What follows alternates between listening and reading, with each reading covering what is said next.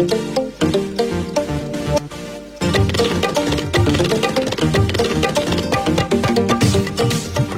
Magazine অনুষ্ঠান রম্য আলাপ। কাছে দূরের অগণিত শ্রোতা বন্ধুরা, এই মুহূর্তে যারা রেডিও সেট 103.2 মেগাহার্জ টিউন করে যুক্ত হয়েছেন, পাশাপাশি ফেসবুক পেজ fb.com/bbRNMT ঠিকানায় যুক্ত হয়েছে, সবাইকে একরাশ প্রীতি ও শুভেচ্ছা জানিয়ে শুরু করছি আপনাদের প্রিয় রম্য আলাপ অনুষ্ঠান থেকে। আজ অনুষ্ঠান জুড়ে আপনাদের সাথে আছি আমি তারেক আহমেদ, আমি রেজাউর রশিদ, আমি মোহাম্মদ কাউসার। শ্রোতা বন্ধুরা, অনুষ্ঠানটি আপনারা দেখতে পাচ্ছেন এবং শুনতে পাচ্ছেন fb.com/bbRNM এই আইডিতে, এছাড়াও শুনতে পাচ্ছেন FM 103.2 মেগাহার্জে। হ্যাঁ বন্ধুরা, হাসতে হবে, হাসি যদি থাকে টেনশন থাকবে না, টেনশন ফ্রি থাকবেন সব সময়, এবং মন থাকবে উৎফুল্ল। হ্যাঁ, সব সময় হাসতে হবে। আচ্ছা, তবে হাসিতে অবশ্যই যুক্তিসঙ্গত হতে হবে। তো আমরা শুরুতে কোন কৌতুকটি শুনছি? আচ্ছা, শ্রোতাদেরকে একটু বলে নিই আমরা। হ্যাঁ, শ্রোতারা কি অবশ্যই করবে? আমাদের কৌতুক শুনবে শুধু। হ্যাঁ, শ্রোতা বন্ধুরা, আপনারা যারা আমাদের কৌতুক শুনছেন, আপনারা চাইলে আপনাদের জীবনের কোনো মজার ঘটনা কিংবা কোনো কৌতুক অথবা আশেপাশে ঘটেছে এমন কোনো মজার ঘটনা আমাদেরকে অবশ্যই লিখে পাঠাবেন। এছাড়া কে কোথা থেকে আমাদের অনুষ্ঠানটি লাইভ উপভোগ করছেন সেই বিষয়টি কিন্তু লিখে পাঠাবেন। আর আপনাদের পাঠানো কৌতুক কিন্তু আমরা দেরি না করে পড়ে শোনাবো। সুতরাং আপনাদের অংশগ্রহণ কিন্তু আমরা প্রচন্ড ভাবে প্রত্যাশা করছি। হ্যাঁ, কি করবো এখন আমরা শুরুতে, পাপু ভাই? একটু এসএমএস করার জন্য যে নাম্বারটা আছে হ্যাঁ, এটা বলে দেন। আপনারা চাইলে কিন্তু এসএমএস এর মাধ্যমে আমাদের কাছে আপনার পছন্দের কৌতুক লিখে পাঠাতে পারেন। হ্যাঁ। এই জন্য টাইপ করুন 015582755585 এই নম্বরে। হ্যাঁ, যতটা ইচ্ছে ততটা আপনি কৌতুক লিখে পাঠিয়ে দিন আমাদের কাছে, আমরা অবশ্যই পড়ে শোনাবো। শুধু একটাই রিকোয়েস্ট থাকবে, আপনারা চুপচাপ থাকবেন, আপনারাও লিখবেন আমাদের কাছে, আমরা সেগুলো পড়ে শোনাবো, তাই তো? আমরা কি শুরুতে কৌতুকে চলে যাবো? হ্যাঁ, শুরু করে কৌতুকে যাই। আচ্ছা, তাইলে আমি বলি না প্রথমে একটা কৌতুক। তপন চাকমা লিখেছে একটা কৌতুক, আসলে ইয়া থেকে, রাঙ্গাপানি থেকে। ধন্যবাদ আপনাকে, শুরুতে একটা ধন্যবাদ দিয়ে দিই, উনি অনেক কষ্ট করে আসলে কৌতুক পাঠিয়েছেন।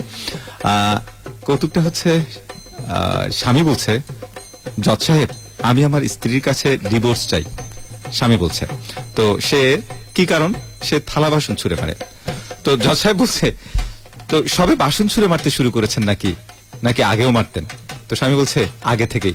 তো তাহলে এত বছর পর ডিভোর্স কেন দিচ্ছেন? স্বামী বলছে, কারণ এখন তার নিশানা একদম ঠিক জায়গায় লাগছে। ও স্ত্রী নিশানা ফিরে পেয়েছে, সেই জন্য। হ্যাঁ, আচ্ছা, এবারে কৌতুকটি পাঠিয়েছে বনরূপা থেকে সজীব চাকমা। আচ্ছা, তো চশমা নিয়ে হ্যাঁ, মা বাবার মধ্যে, মানে ছেলে আর মায়ের মধ্যে কথোপকথন চলছে। আর আচ্ছা। ছেলে বলল, আচ্ছা মা, হ্যাঁ, বাবার চোখে চশমা ইদানিং পড়তে দেখি, কেন বাবা আপনি চশমা পড়ছেন কেন? আচ্ছা, তো মা বলল, জানিস না হতচ্ছাড়া, যারা বাবার কথা শুনে না, মা বাবার কথা শুনে না, তাদের চোখে এভাবে চশমা পড়তে হয়। আচ্ছা। এখন ছেলে বলল, হ্যাঁ। ও মা, এই জন্য তো যা বলি, দাদু কেন এতদিন এত বয়সে চশমা পরে থাকেন, তার মানে তুমি কথা শুনতা না। যাই হোক, শ্রোতা কিন্তু তাহলে আরেকটা আমাদের যে শ্রোতা বন্ধু পাঠিয়েছে তবলছড়ি থেকে রুবেল আহমেদ। আচ্ছা, প্রেমিক প্রেমিকা সমসাময়িক রোমান্টিক একটা মাখো মাখো একটা বিষয় আছে। মাখো বিষয়। প্রেমিকা বলছে, আচ্ছা, তুমি কি আমাকে ভালোবাসো? প্রেমিক বলছে, 100 বার।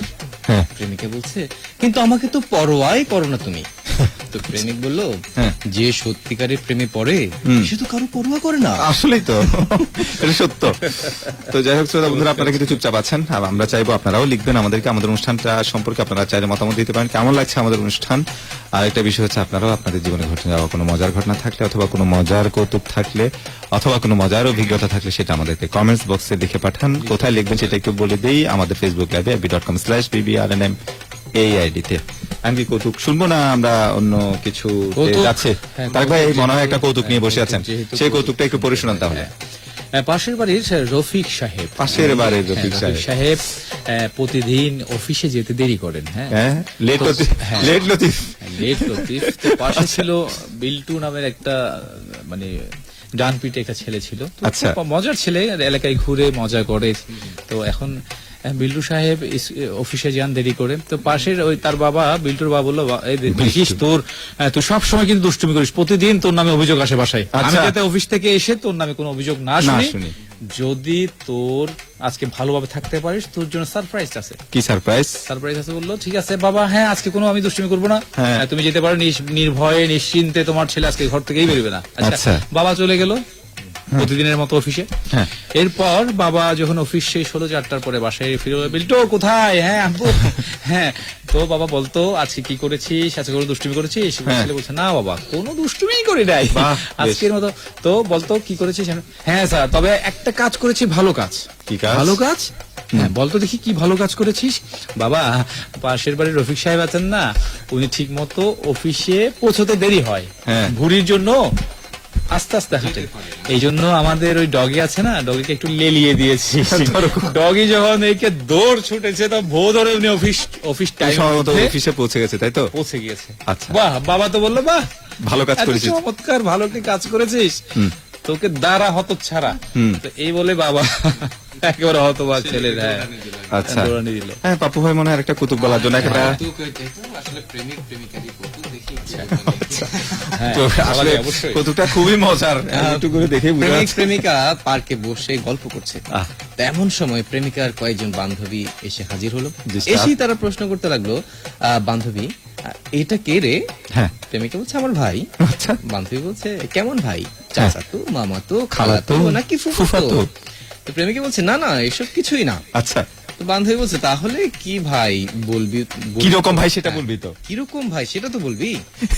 প্রেমিকা বলছে ও আমার ভালোবাসা তো ভাই। পাপ্পু ভাই, মেয়েরা কি বয়ফ্রেন্ডকে এভাবেই পরিচয় করা যায় সবসময়? ভালোবাসা তো ভাই বানিয়ে দিল, এটা কেমন কথা? আমার একটু কেমন জানি লাগছে না। যাক, আমাদের কৌতুক যদি কার সাথে মিলে যায় সেটাতে আসলে মাইন্ড করার কিছু নাই। আমাদের কৌতুকটা এই অনুষ্ঠানে সম্পূর্ণ, হ্যাঁ, এটা একেবারে সম্পূর্ণ বিনোদনমূলক একটি অনুষ্ঠান, সুতরাং এটাতে কিছু মনে করার নেই। ক্ষমা সুন্দর দৃষ্টিতে দেখবেন। অবশ্যই। আচ্ছা, আমাদের সাথে মনে হয় ফেসবুকে যুক্ত আছেন হ্যাঁ, আমাদের বন্ধু ফেসবুকে যুক্ত হয়ে গেছেন একটু। হ্যাঁ, মোহাম্মদ সোহেল রানা লিখেছেন, বাহ খুব চমৎকার লাগছে, অনেক ধন্যবাদ। আমরা আসলে হ্যাঁ নিয়মিত শ্রোতা, আমরা চাচ্ছি যে কৌতুক আসলে মজার কোনো গল্প হ্যাঁ, থাকবে সেটা, তাই না? শ্রোতা বন্ধু আপনার কোনো কৌতুক থাকলে অবশ্যই আর লিখে পাঠান, আমরা আমাদেরকে চেষ্টা করব। চমৎকার লাগছে সেটা আমরা খুবই দেখতে পাচ্ছি ক্যামেরায়। হ্যাঁ, তারপর কৌতুকে চলে যায়, শ্রোতারা আসলে অপেক্ষা করছে কৌতুক শোনার জন্য, তাই না?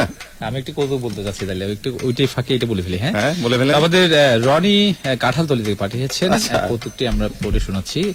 একজন ফিজিসিস্ট, একজন বায়োলজিস্ট, একজন কেমিস্ট জীবনের প্রথমবারের মতো সমুদ্রে যাচ্ছে গবেষণা করার জন্য। যেহেতু আচ্ছা। তিনজনেই জীবনকে উৎসর্গ করেছেন সায়েন্সের জন্য, সুতরাং তিনজনেই চাইলেন একটি সমুদ্র নিয়ে গবেষণা করবেন। আচ্ছা, হ্যাঁ, ভালো কথা। যেমন চিন্তা তেমন কাজ। হ্যাঁ, ফিজিসিস্ট সমুদ্রের বিশাল বিশাল ঢেউ মনোযোগ দিয়ে দেখতে লাগলেন। আচ্ছা, ঢেউগুলো সব ভেঙে চুরে গিয়ে আসছে, তীরে পড়েই ভেঙে যাচ্ছে নিজেই। তার হঠাৎই মনে হলো না, ঢেউকে নিয়ে গবেষণা করার বস্তু যেহেতু এটা নিয়ে গবেষণা করা যায়, বিশেষ করে ঢেউয়ের ফ্লুইড ডায়নামিক্স নিয়ে গবেষণা করলে বিশাল ফল উদ্ধার করা সম্ভব হতে পারে।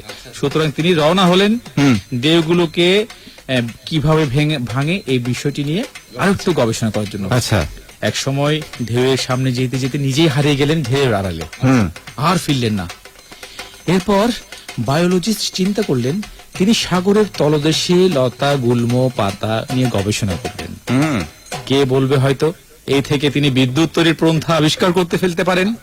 হ্যাঁ, সুতরাং তিনি চললেন, যা হবার তাই হলো, হারিয়ে গেলেন তিনিও, ফিরলেন না। আর এদিকে কেমিস্ট ভদ্রলোক অনেকক্ষণ অপেক্ষা করলেন বাকি দুজন সঙ্গীর প্রত্যাবর্তনের আশায়, আচ্ছা। কিন্তু আশায় গড়ে বালি, হ্যাঁ, কেউ আসলো না। সুতরাং তিনি তার রিসার্চ পেপারে লিখলেন ফিজিসিস্ট বায়োলজিস্ট দুজনেই পানিতে দ্রবণীয়।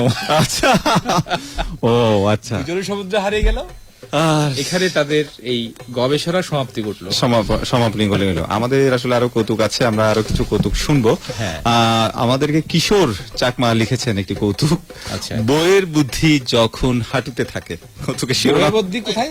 হাঁটুতে থাকে। আচ্ছা, আচ্ছা। এটা আচ্ছা ভাই, আমি বলতে পারবো না, তার বিবাহিত যারা প্লিজ, আছে, এদের জন্য বউ যারা আছেন খেপে যাওয়ার কিছু নেই। আপনারা আগে কৌতুকটা শুনেন, এরপর আমাদের উপর যত রাক্ষোভ আছে সেটা কমে যাবে, ঠিক আছে? তো বউ বলছে স্বামীকে, আমি তোমার নীল শার্ট ইস্ত্রি করছিলাম, তখন শার্টটা এক জায়গায় একটু পুড়ে গেছে।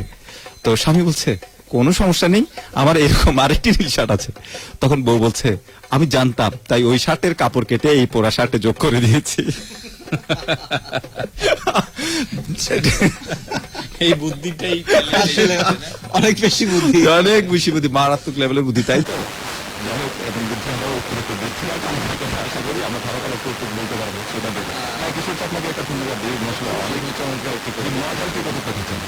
আমাদের কোনো আরেকটা কৌতুক পাঠিয়েছে হেদবাড়ি থেকে কৃষ্ণা তালুকদার। হ্যাঁ, কৃষ্ণা তালুকদার একটি কৌতুক পাঠিয়েছে, তাই তো? আমি একটু পড়ে শোনাতে চাই। হ্যাঁ, বসের কাছে বসের কাছে ছুটি চাওয়ার উপায় আছে।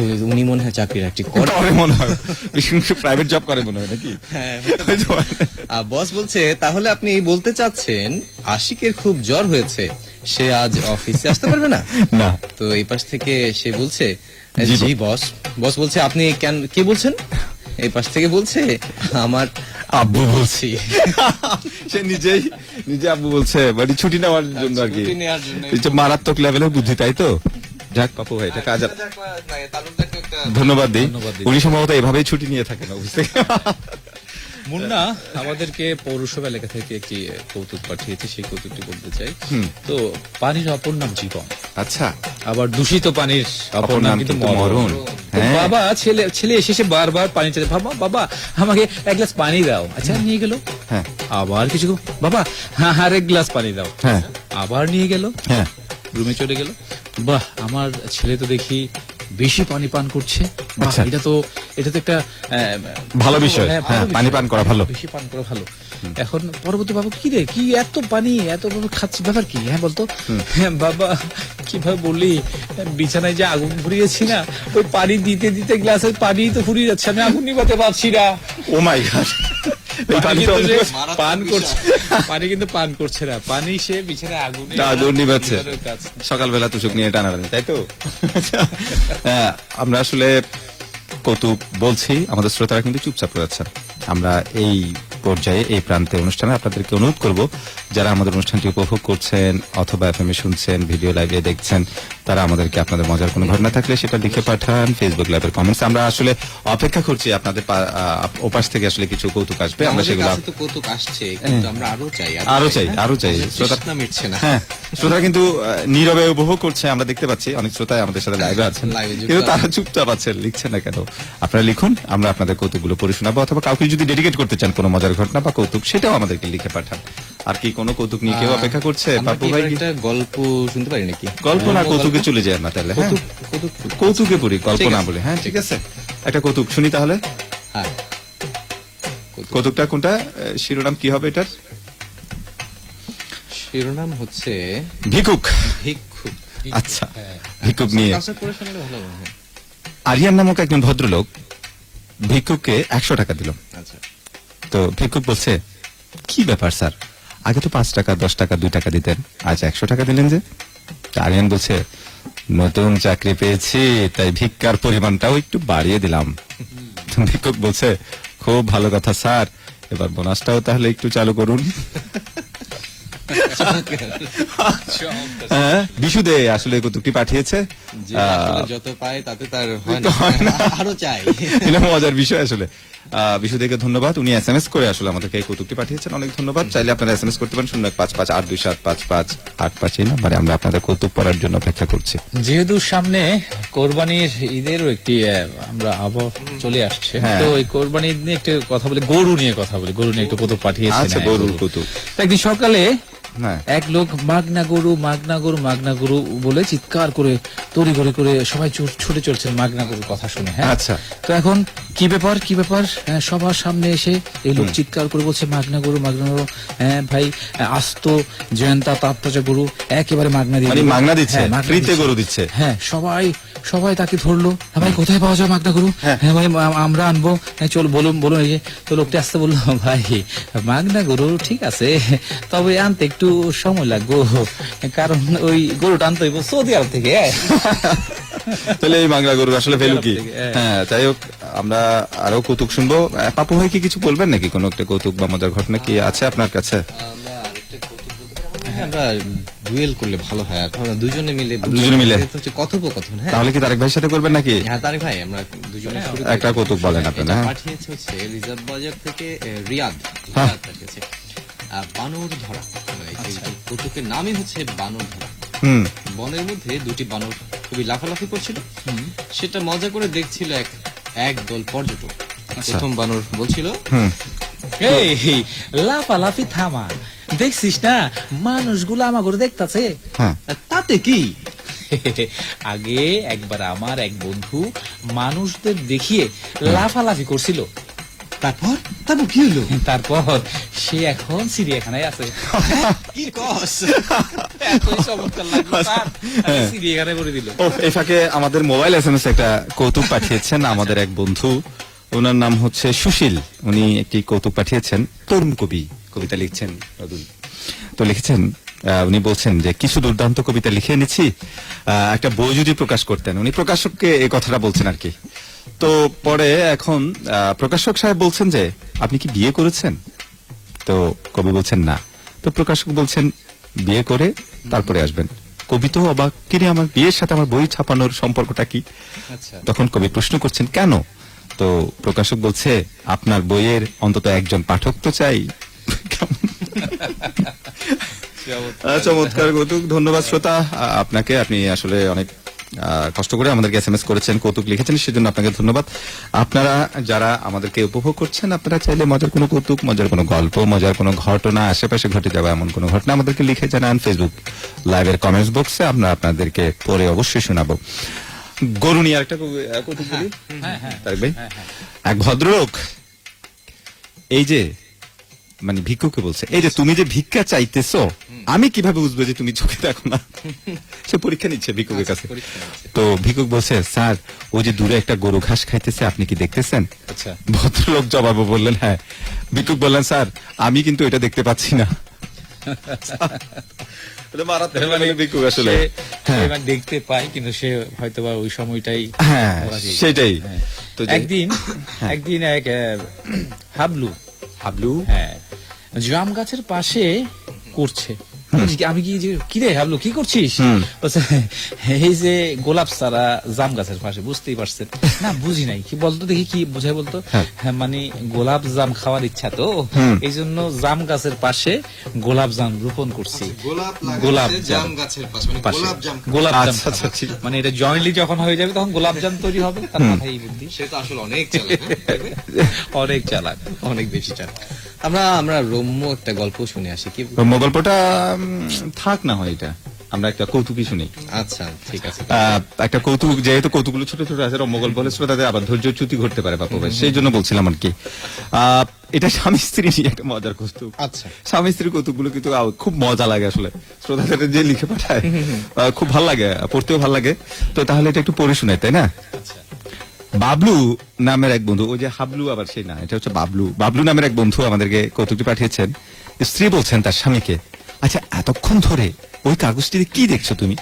তো স্বামী বলছে, কই কিছু না তো। স্ত্রী বলছে, আরে এই যে দেখি ডাহা মিথ্যা কথা বলছো, তুমি প্রায় 4 ঘন্টা ধরে আমাদের কাবিন নামা এত খুঁটিয়ে খুঁটিয়ে দেখছো, কি দেখছো শুনি? তো স্বামী বলছে, না তেমন কিছু নয়, অনেকক্ষণ ধরে খুঁজেও কেন জানি কাবিন নামার মেয়াদ উত্তীর্ণের তারিখটা বের করতে পারলাম না। স্বামীরা কিরকম মেয়াদ দেখে তারেক ভাই? নিশ্চয় কোনো কারণ আছে, কারণ ছাড়া তো হওয়ার। শ্রোতারা কিন্তু লিখছেন, কিন্তু আমাদের সাথে যুক্ত আছেন ইতিমধ্যে, আমাদের সাথে ফেসবুকে যুক্ত হয়েছে কমেন্টের মাধ্যমে। দেখি আমাদের কে যুক্ত আছেন, একটু দেখুন তো। আমাদের নিয়মিত শ্রোতা নাইশ্রীমং মারমা লিখেছেন, সাথে আছি বান্দরবন বেতার শ্রোতা ক্লাব থেকে নাইশ্রীমং। ও, আমাদের নিয়মিত শ্রোতা। কিন্তু এছাড়া আরো লিখেছেন, চমৎকার লাগছে অনুষ্ঠান, দেখছি বান্দরবন বেতার শ্রোতা ক্লাব থেকে। শ্রোতা বন্ধু অসংখ্য ধন্যবাদ। আপনি চাইলে আপনার পছন্দের কোনো কৌতুক লিখে পাঠান, কৌতুক লিখা, মজার কোনো ঘটনা থাকলে সেটাও লিখতে পারেন, আপনার জীবনের কোনো মজার কাহিনী থাকলেও লিখে পাঠাতে পারেন অবশ্যই। আচ্ছা, আরেকটা কৌতুক কি একটু পড়ে শোনাবো? হ্যাঁ, মজার কৌতুক আসছে, সেজন্য আসলে এসএমএস এর মাধ্যমে। এই কৌতুকটা সম্ভবত একটু মানে শ্রোতারা সবসময় প্রায় সেই কৌতুকটা পাঠায়, এটা খুবই জনপ্রিয় কৌতুক। হতে পারে। গৃহশিক্ষক তার ছাত্রীকে পড়ানোর সময় ছাত্রীর মা সারাক্ষণ পাশে বসে থাকে। তো এই গৃহশিক্ষকের কাছে এটা খুব একটা ভালো লাগে না, বিরক্ত হয়ে গেছে গৃহশিক্ষক। তো গৃহশিক্ষক বলছে তার ছাত্রীকে, আচ্ছা আমি পড়ানোর সময় তার মাকে বলছে আর কি, ছাত্রীর মাকে, আচ্ছা আমি পড়ানোর সময় আপনি আপনার মেয়ের পাশে বসে থাকেন কেন? ছাত্রীর মা সহজ সরল ভাবে উত্তর দিল, আসলে ওর বাবাও আমাকে পড়াতো তো তাই। হ্যাঁ, তো খুবই মজার কৌতুক আসলে। ধন্যবাদ, আপনারা লিখুন আমাদেরকে, আমরা পড়ে শোনাচ্ছি আপনাদের পাঠানো মজার মজার শ্রোতাদের নির্ভর, শ্রোতারা কৌতুক পাঠাবে, আসলে আমরা সেগুলো, আমরা আমাদের কৌতুক কিন্তু কম বলবো, কিন্তু শ্রোতারা কৌতুক একেবারেই কম পাঠাচ্ছেন। আমাদের সাথে যুক্ত হয়ে একজন পাঠিয়েছেন, তিনি নিজের সাথে ঘটা একটা কাহিনী লিখেছেন আর কি। হ্যাঁ, কি তিনি লিখেছেন? লিখেছেন, আজকে তবলছড়ি থেকে বনরূপা যাচ্ছিলাম, সিএনজিতে উঠে দেখি একটা মোবাইল ফোন পড়ে আছে। বাহ, বেশ। ড্রাইভার দেখে বলল, আগে যাত্রী ফেলে গেছে স্যার। হুম। হাতে নিয়ে বসলাম, দেখি কোনো কল আসে কিনা। একটু পরে ওই ফোনে আননোন একটা নাম্বার থেকে কল আসলো। তো রাকিব নামের এক লোক মানে লোকের ফোন। বললাম বনরূপা মার্কেটে আসলে ওই ফোনটা নিয়ে যেতে পারবেন আচ্ছা। আমার কাছ থেকে, বলে আমি রেখে দিলাম। উনি বললো যে আসতেছি। আচ্ছা, তো একটু পরে ওই ফোনে মায়াবতী নামে একজন কল দিল। বেশ। নামের আগে এবং পরে দুটো হার্ট ইমোজি। বাহ, ধরতেই বলে উঠলো, জান একটা ফেসবুক পেজে শাড়ি পছন্দ হয়েছে, আচ্ছা। দাম 12,000। ও বাবা। কিনি? কিছু কেনার সময় মিষ্টি মিষ্টি কথা না? আমি বললাম আচ্ছা হ্যাঁ কিনো। তো মায়াবতী লাভ ইউ বলে ফোনটা কেটে দিল। মারহাবা। একটু পরেই রাকিব নামের লোকটা আসলো এবং তার ফোনটা তাকে ফেরত দিয়ে দিলাম। জি। তো সে অনেক খুশি, আমাকে ধন্যবাদ দিয়ে চলে গেল। বাহ। তো আমি আসলে নিজেকে খুবই কি বলছো এটাকে ধন্যবাদ দিচ্ছি যে আমি একজন মানুষ দুজন মানুষকে আজ খুশি করে দিয়েছি। বাবা, বেশ বেশ বেশ। আর একটা কৌতুক অপেক্ষা করছে একজন শ্রোতা, তার ভাই আপনি কি বলবেন কিছু? আমি একটু স্কুলের একটি কৌতুক দিয়ে, স্কুল জীবনের কৌতুক। বাহ, আমাদেরকে রবিন- আবেগ আপ্লুত করে, তাই তো? রবিন একদিন স্কুলে গেছে, যাওয়ার পরে এখন তো রবিন সবসময় পিছনে বেঞ্চে বসে আচ্ছা, প্রতিদিনের মতো। Back bencher. স্যারে ডাকলো, এই কে আছো, একটি প্রশ্নের উত্তর দাও। হ্যাঁ স্যার, বললো, হাত তুললো রবিন। হ্যাঁ বলো তো রবিন, বিবিসি অর্থ কি? স্যার বলবো, বিবিসি অর্থ বাংলাদেশ বেলা বিস্কুট কোম্পানি। এরপর বললো আরেকটি, আচ্ছা ঠিক আছে তুই কিভাবে পাইলি? স্যার তো চুপচাপ হয়ে গেল। এবার কিন্তু উল্টাপাল্টা কোনো উত্তর দিবি না। উত্তর দিবি না। বল দেখি আমার একটা কথা বলি তোর। আচ্ছা বাংলা গ্রামার বা গ্রামার কাকে বল জানিস? হ্যাঁ স্যার জানি তো। হ্যাঁ, যে লোক গ্রামে থাকে তাকে গ্রামার বলে, আর যে লোক বাঙালি হয় তাকে বাংলা গ্রামার বলে, আর যে লোক ইংরেজি লোক হয় রে ইংরেজি গ্রামার বলে। বাহ, বেশ মাল্টি ট্যালেন্টেড স্টুডেন্ট তো। যাই হোক, আমরা আরেকটি কৌতুক পড়ে শোনাই তাহলে। শ্রোতা আমাদেরকে পাঠিয়েছেন, জীবন চাকমা নামে একজন বন্ধু আমাদেরকে এই কৌতুকটি লিখে পাঠিয়েছেন SMS এর মাধ্যমে। আচ্ছা, বল্টু। বল্টু কি গাড়ির নাট বল্টু না? আচ্ছা, নাম বল্টু, ক্যারেক্টারের নাম হচ্ছে বল্টু। তো কারখানায় আগুন লেগেছিল, যারা ভেতরে ছিল সবাই মারা গেছে। সে বাসায় এসে তার স্ত্রীকে এই কথাটা বলল। তো স্ত্রী বলল, আহারে তা কজন মারা গেছে গো? তো বল্টু বলছে 15 জন। তবে মালিক বলেছে মৃতদের প্রত্যেক পরিবারকে 10 লাখ টাকা করে দেওয়া হবে। তো স্ত্রী বলছে, তা তুমি বাঁচলে কিভাবে? বল্টু বলছে, আমি যখন বিড়ি খেতে খেতে বাইরে গেছি ঠিক তখনই আসলে আগুনটা লাগে। তো স্ত্রী বলছে, এই জন্যই তো বলি বিড়ি খাওয়া ক্ষতিকর, খেতে বারণ করেছি না? দেখলে তো গেল 10 লাখ টাকা হাতছাড়া হয়ে। কি হৃদয় বিদারা গন্ডা তারেক ভাই। হ্যাঁ, 10 লাখ টাকার জন্য কি অবস্থা। যাই হোক, আমাদের আরেকজন পাঠিয়েছে। হ্যাঁ, আরেকজন শ্রোতার কৌতুক পড়বে পাপু ভাই। একদিন তৃতীয় শ্রেণীর এক ছাত্রী প্রথম দিন পরীক্ষা দেওয়ার আগেই সব পড়া ভালোভাবে পড়েও লিখে গেল। হ্যাঁ। তো ছাত্রীটি পরীক্ষা দিয়ে বাসায় ফেরার পরে মায়ের সঙ্গে কথোপকথন হচ্ছে আর কি। হ্যাঁ। তো মা বলছে, তোমার পরীক্ষা কেমন হয়েছে? হ্যাঁ। সব কমন পড়েছে তো? ছাত্রী বলছে, না মা, ভালো পরীক্ষা দিতে পারিনি, কিন্তু খাতা অনেক কিছু লিখেছি। তো মা বলছে, যাই হোক, এবার জীবনের প্রথম খাতায় কিছু লিখে এসেছিস তুই। আচ্ছা। 5 নম্বর উঠলেই হবে। আচ্ছা। ছাত্রী বলছে, না মা। মা বলছে, কেন? তুই না বলেছিস অনেক কিছু লিখেছিস?